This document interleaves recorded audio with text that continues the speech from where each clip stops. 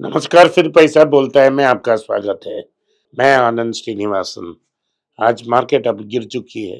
110 point नीचे है जब मैं बात करने के लिए तैयार हो रहा था। बैंक निफ्टी 400 पॉइंट नीचे है।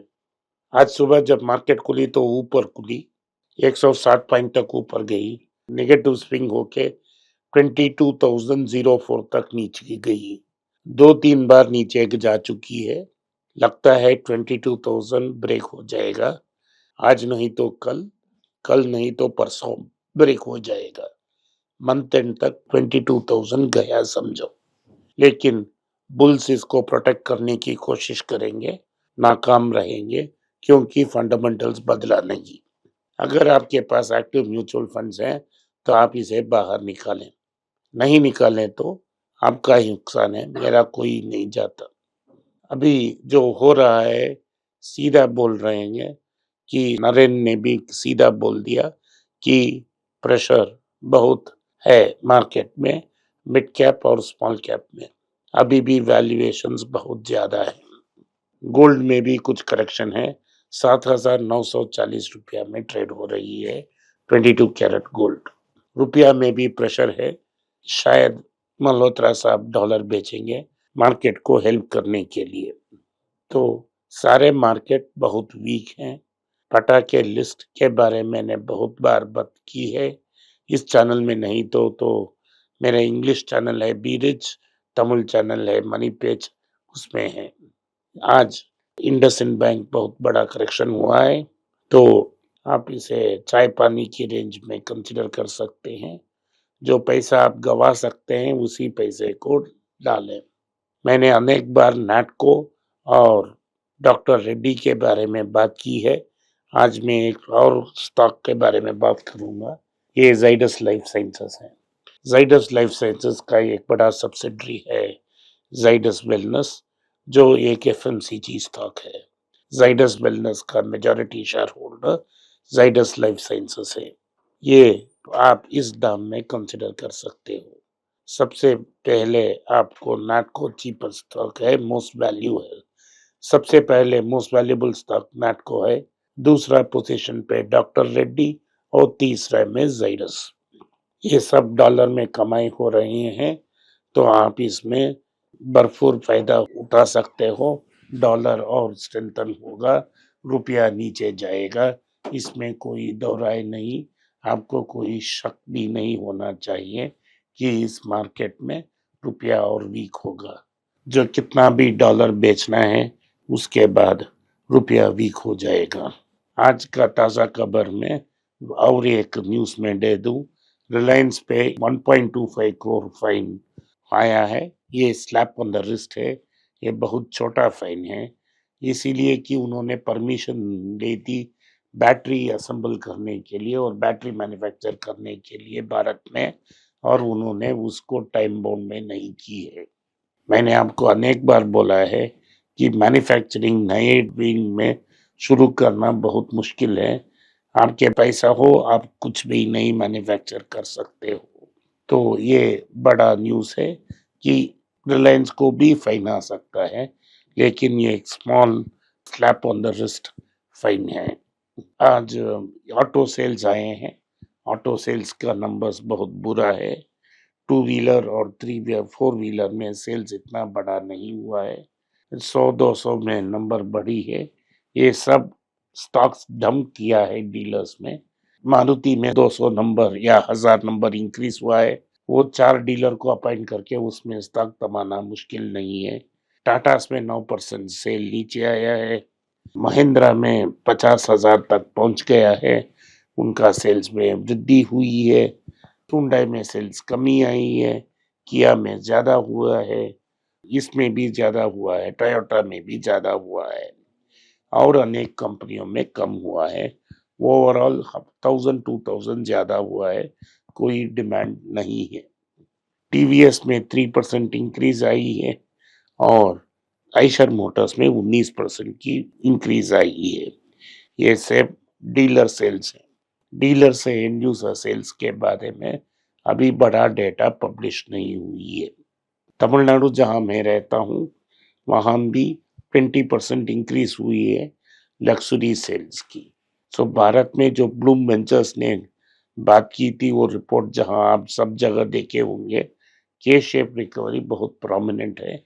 एक विकसित स्टेट जैसा तमिलनाडु में भी ये ट्रेंड प्रोनाउंस्ड है कि अमीर और अमीर बन रहे हैं और जो गरीब हैं, मिडिल क्लास श्रेणी के हैं, वो जूझ रहे हैं। पिरामल वेंचर्स के बारे में एक बड़ा न्यूज़ है। पिरामल वेंचर्स ने अपना स्टेक श्रीराम इंश्योरेंस, वो दोनों कंपनी लाइफ और जनरल में दोनों में स्टेक है, वो दोनों को बेच रहे हैं और उसके लिए उन्होंने वेंडस कैपिटल और आर्टवुड कैपिटल को मैनेजर अपॉइंट की है। तो दोनों स्टेकों को बेच रही है क्योंकि वो जनरल हाउसिंग फाइनेंस और माइक्रो फाइनेंस पे कंसंट्रेट करना चाहती है। आपको याद होगा 2010 में अपने सारी फार्मा पोर्टफोलियो को 17,000 करोड़ में उन्होंने अबैट को बेचा था। उसमें से 2013 में श्रीराम कैपिटल में 10%, श्रीराम ट्रांसपोर्ट में 10%, श्रीराम कैपिटल में 20%, श्रीराम ट्रांसपोर्ट फाइनेंस और श्रीराम फाइनेंस दोनों में अपना सारा स्टॉक बेच दिया, प्रॉफिटेबल एग्जिट की थी।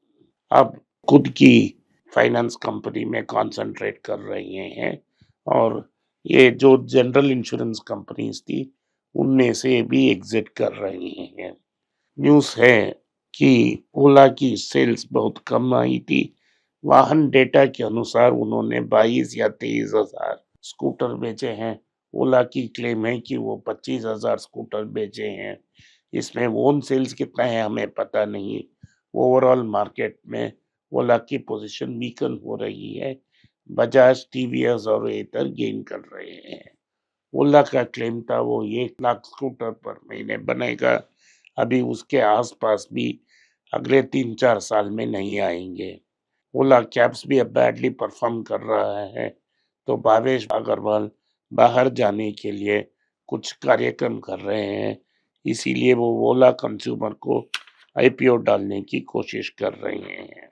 क्योंकि इलेक्ट्रिक व्हीकल्स की बात कर रहे हैं, हम हीरो इलेक्ट्रिक के बारे में बात करेंगे।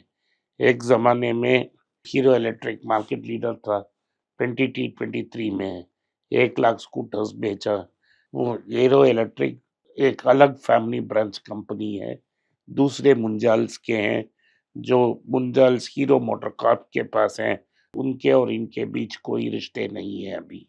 तो हीरो इलेक्ट्रिक को ब्रांड नेम को वापस खरीदने के लिए हीरो मोटरकॉर्प ने कोशिश की, आर्बिट्रेशन की, वो सब फेल हो गई। लेकिन अब जब रेसोल्यूशन आएगा तो हीरो मार्केट में एंटर घुसे इसी रेट में ब्रांड नेम के लिए खरीद सकती है। तो टोटल क्लेम है 300 करोड़। इन बिटवीन एक सऊदी इन्वेस्टर के बात कर रही हो रही थी कि वो 1,000 करोड़ डालेंगे। उस 1,000 करोड़ में उन्होंने नहीं आई क्योंकि रेगुलेटरी हर्डल्स बहुत थे और इसके कारण वो नहीं आ पाई। तो बैंक में भी आज बहुत बैंकिंग सेक्टर में प्रेशर है। नॉर्मली बैंक निफ्टी को ऊपर उठकर मार्केट को ऊपर रखा जाएगा। आज वो स्ट्रैटेजी फेल हुआ है अब तक। बैंकिंग सेक्टर में तमल उपाध्याय ने लिखा था कि बैंक्स ने खासा डिपॉजिट नहीं ले पा रहे हैं क्योंकि उन्होंने अदर प्रोडक्ट्स को अग्रेसिवली बेच दी, म्यूचुअल फंड डिस्ट्रीब्यूशन और इंश्योरेंस प्रीमियम्स। तो लोग अपना पैसा म्यूचुअल फंड्स और इंश्योरेंस में डाल दी, कासा नहीं आ रही है। जो भी म्यूचुअल फंड्स कैश में है वो सर्टिफिकेट ऑफ डिपॉजिट्स में रख रहे हैं, जिससे कॉस्ट बढ़ गई है। इसीलिए रेट कट के बाद भी वो बैंक डिपॉजिट रेट्स को कम करने की पोजीशन में नहीं है और इसीलिए इनकी प्रॉफिट्स प्रेशर में हैं। अभी भी लिक्विडिटी बहुत वीक है। लिक्विडिटी इसीलिए वीक है कि डॉलर बेचकर रुपया को बाहर निकाल रही है सिस्टम से आरबीआई ने। जब मार्केट में आरबीआई डॉलर बेचती है, रुपी वापस आरबीआई के पास चला जाती है, बैंकिंग सिस्टम से बाहर जाती है। इसीलिए एक बड़ा लिक्विडिटी डेफिसिट भी है। इसे लिक्विडिटी डेफिसिट को एड्रेस करने की आरबीआई ने बहुत कोशिश भी की है, लेकिन अब तक नाकाम रहे। तो लोग बोल रहे हैं कि दूसरा रेट कट भी अप्रैल में आ सकती है। अगर आरबीआई दूसरी बार रेट कट करती है तो रुपी और वीक हो जाएगी। सो ये सेल्फ डिफीटिंग पर्पस हो जाएगी। अभी अभी न्यूज आई है कि जियो फाइनेंशियल सर्विसेज जो निफ्टी में जुड़ने वाली है वो 52 वीक लो के पास पहुंच गई है और ऑल टाइम लो की न्यूज पास है। सो जियो फाइनेंशियल जिसमें कोई बिजनेस नहीं है, सिर्फ उनका जैसे मैंने बताया रिलायंस की ट्रेजरी शेयर्स की होल्डिंग है वो नीचे जा रही है क्योंकि रिलायंस की शेयर भी नीचे जा रही है। आज के लिए इतना ही। आपने इस पॉडकास्ट को सुना इसके लिए मैं आपका आभारी हूँ। हो सके तो वीडियो को लाइक कीजिए, चैनल को सब्सक्राइब कीजिए और बेल नोटिफिकेशन दबाएं। इस वीडियो को अपने दोस्त और रिश्तेदार के पास भेजें और उनको देखने की आग्रह करें। नमस्कार, धन्यवाद, जय हिंद।